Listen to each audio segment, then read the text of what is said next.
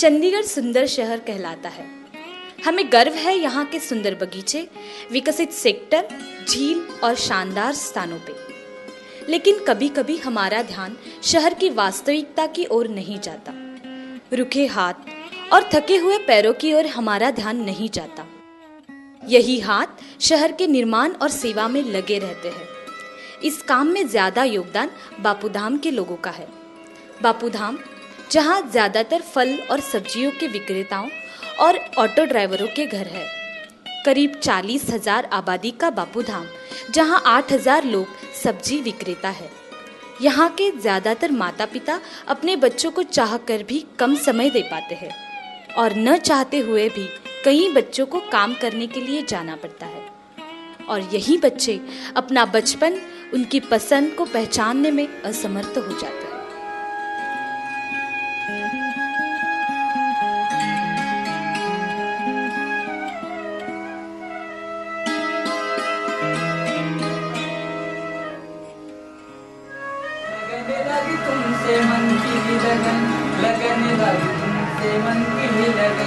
मेरा नाम शैलेंद्र है और मेरा अभी +2 का एग्ज़ाम आया ही है। उसमें जैसे मैं पास हो गया हूँ और मैं अभी आगे पढ़ाई कर रहा हूँ। ड्रग्स जैसे ये है कि जो संगत जहाँ पर मैं रहता था, वहाँ जुगियों में जैसे मैं रहता था, संगत के कारण मेरे यार दोस्त भी सभी ड्रग्स लेते थे। ड्रग्स जैसे कि ये कि बीड़ी, सिगरेट, दारू वगैरह पीना, उस टाइम जैसे सस्ता भी बहुत था ये सब, और स्लोचन वगैरह लेनी। जैसे मैंने यार दोस्त को देखा, उनको देखते देखते मैंने भी स्लोचन लेनी स्टार्ट करी। मैंने 2-3 बार लिया। ये नशा तो इतना सस्ता रखा है कि जितनी सब्जियां महंगी है उतना ये नशा सस्ता होता जा रहा है। जब आप ये नशा छोड़ रहे थे तब आपको क्या लग रहा था? मेरे को ऐसा लग रहा था कि अभी एक टाइम के लिए तो मतलब छोड़ा नहीं जा रहा था, फिर धीरे धीरे करके छोड़ दिया।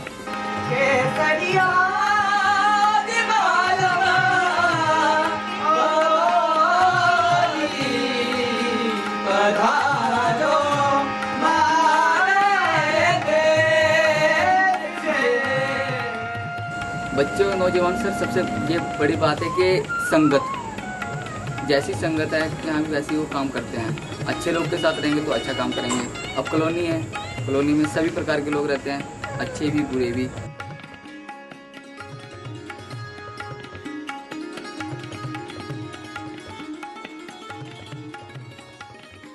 पसंद। अक्सर पसंद जो एक व्यक्ति के जीवन की गुणवत्ता को परिभाषित करती है। जितने किस्म के लोग, उतनी अलग अलग पसंद होती है। पसंद कई तरीकों की होती है, जैसे कि एक डॉक्टर बनना, शिक्षक बनना, एक नई पोशाक खरीदना या अपने महाविद्यालय में प्रवेश लेते समय विषयों का चुनाव। लेकिन कई बार हमें पता नहीं लगता कि हमारे सामने भी कई तरह के विकल्प है। कई बार बातें कठिन होती है और सही राह चुनना मुश्किल होता है। यही वह लम्हे होते हैं जो कि अपने जीवन के विकल्प तय कर सकते हैं।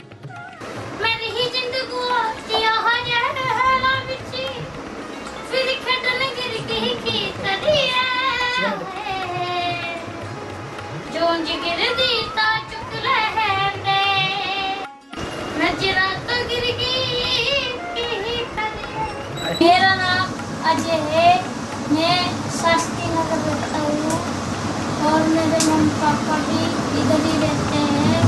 और मेरे को गाना बजाना बहुत ही अच्छी लगती है और मैं काम भी करता हूँ, ढोल भी बजाता हूँ और घोड़े आरती भी बनाता हूँ, लक्कड़ की मूर्ति भी बनाता हूँ। ये काम मेरे को बहुत पसंद है। और मैं ना घूमने भी जाता हूँ, खेलता कूदता भी उड़ाते रहता हूँ। मैं स्कूल जाता था, अब मैं नहीं जाता हूँ। अभी मेरे को बहुत काम है, इसलिए मैं स्कूल नहीं जाता हूँ। घर में काम करना पड़ता है, इसलिए जो मैं शोपीस मनाता हूँ उसमें स्कूल का टाइम मिलता है। स्कूल भी जाना जरूरी होता है, लेकिन इधर टाइम नहीं होता। जिसको काम आता है वो स्कूल नहीं जाता है, जिसको काम नहीं आता वो स्कूल जा सकता है। काम करने से आपको क्या मिलता है? मेरे को ना तंदुरुस्ती मिलती है, मस्ती भी आती है, टाइम पास भी हो जाता है काम में। तो आपको ऐसे लगता है कि स्कूल में तंदुरुस्ती नहीं आती, अच्छा नहीं लगता? अच्छा तो लगता है लेकिन घर का काम जरूरी है। क्यों? क्योंकि कल के दिन हम बड़े हुए थे तो हमारे बीवी बच्चे आएंगे तो फिर उनको खिलाने के लिए मेहनत करनी पड़ती है। जो तम्बाकू आप पुड़िया खाते हैं, क्यों खाना शुरू किया? एक बारी बंदे को आदत पड़ जाती है फिर वो उसको नहीं छोड़ पाता जल्दी से। पहली बार खाया था जब उल्टी चक्कर आए थे, सोने का नहीं दिला।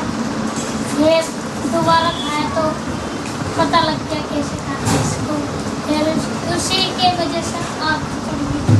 आदत कैसे पड़ी? दोस्त लोग मजबूर करते हैं या सिर्फ दोस्तों को देखते हो तो दिल करता है खुद भी? नहीं वो कहते मजा आता है इससे, तुम खा यार हमारे साथ आए थोड़े एंजॉय कर लो, हम भी एंजॉय कर लेते हैं। अच्छा, जब आपने पहली बार खाया तो आपकी कितनी उम्र रही होगी?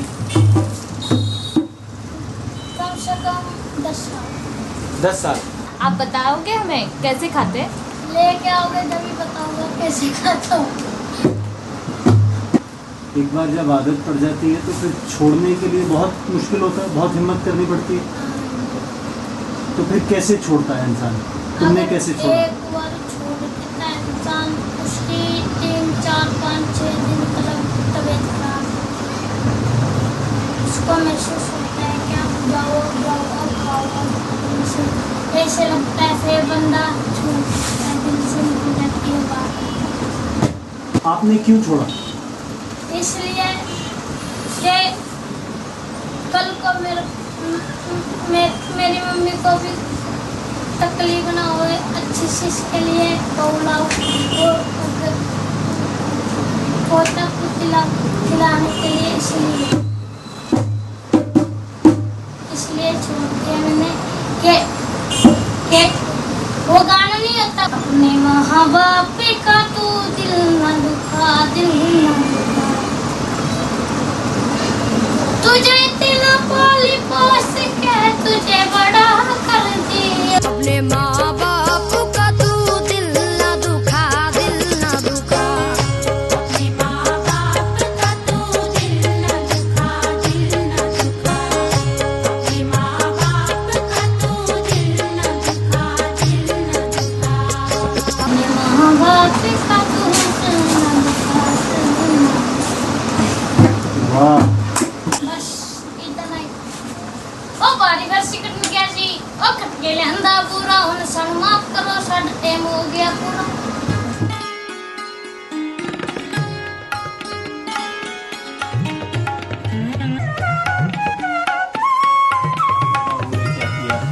मैं पैदा करनाल डिस्ट्रिक्ट पहुँच गाँव में पैदा हूँ, हरियाणा से बिलोंग करता हूँ। और यहाँ पे ऐसे ही जीवन चलता रहा, बहुत गरीबी में अपना पैदा हुए हम। माँ बाप भी कोई ज़्यादा अमीर नहीं थे, रहने के लिए जगह ही जगह है और ज़मीन जायदाद तो हमारे पास है नहीं।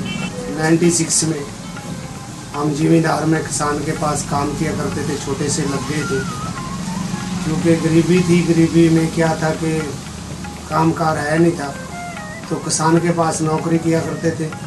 तो उसी हादसे में हमारे हाथ जो चले गए, आज चले गए तो मायूस हो गए। मायूस हो गए तो नशे विषयों की तरफ आ गए। फिर सोच लिया भी संसार में अपना कुछ नहीं, अपने आप को जैसे ख़त्म, मायूस होकर दुनिया से अलग ही रहना। और नशे का भी सेवन कर दिया, दारू पीनी, जो कमाना। फिर उसके बाद हाथ कटने के बाद हम ट्रेन में काम किया, ट्रेन में सामान बेचा, इलायची वगैरह चलता रहा, बेचते रहे। जितना कमाना उतना रात को खा लेना, खिला देना। और जिसने मुझे रिक्शा दिलाया था उसने पहले तो यही क्वेश्चन किया मुझे भी, कैसे चलाओगे रिक्शा। फिर मैंने कहा कि भाई कभी रिक्शा तो मैंने चलाई नहीं थी ज़िंदगी में। फिर मैंने कहा कि भाई रस्सी दोनों तरफ बांध के ब्रेक में और वो गले में डाल के तब मैं रिक्शा चलाऊँगा, हाथ ऐसे रख के। फिर उसने कहा भी चला के दिखाओ, तो मैंने फिर उनको चला के दिखाई, रस्सी बांध के। जब कह रहा ब्रेक कैसे मारोगे, फिर मैंने गर्दन ऐसे उठा दिया करता था। तो ब्रेक लग जाया करती थी। तो ऐसे ही दौरान में फिर उन्होंने मुझे रिक्शा भी दिलाई किराए पे। अब रिक्शा दिलाई तो किराए पे, तो उसका सवारी कोई ना बैठे हाथों को देखते हुए। फिर मन में विचार आया भाई रिक्शा का किराया भी 10-15 दिन का हो गया, तो अब कैसे आगे चलेगा। फिर मन में आत्मा में विचार आया भाई हाथ नहीं नज़र आने देने पब्लिक को, कस्टमर को, जब तक सवारी बैठ ना जाए रिक्शा पे हाथ नहीं नज़र आने देने उसको। तब मैं ऐसा ही विचार अपना बनाया, तो हाथ नहीं नज़र आने देने, सवारी ने आना पूछना अभी चलोगे भैया, चलेंगे जी, कितने पैसे लोगे, जो आप दे दोगे, जो जायज़ है दे देना जी। तो और मैं नया हूँ जी, शहर के बारे में जानकारी नहीं है, आप मुझे बता देना भी खब्बे सज्जे मुड़ना, खब्बे चलना, सीधा चलना, तो और ऐसे पीछे से बोलते रहना जी। तो उन्होंने एक्सेप्ट करना कि ठीक है चलो। तो जब तक वो बैठ ना ले, मैंने ऐसे तरीके से रिक्शा के ऊपर चढ़ना कि दूसरे सवारी को जजमेंट ना हो कि भाई इसके हाथ नहीं है।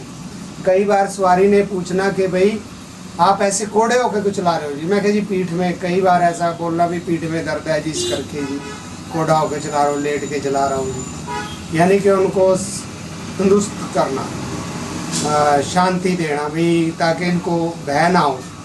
तो जब सवारी ने मुझे पैसे देने उतरना, मौके पे जाके जहाँ पे स्टे पे अपने जाना, तो जब उसने चौंक जाना कि भाई तू कैसे लेके आया, कैसे आप चलाते हो। फिर हमने कहना भी आपको कोई तकलीफ़ तो नहीं हुई, कोई प्रॉब्लम तो नहीं हुई। उसने बड़ा खुश होना।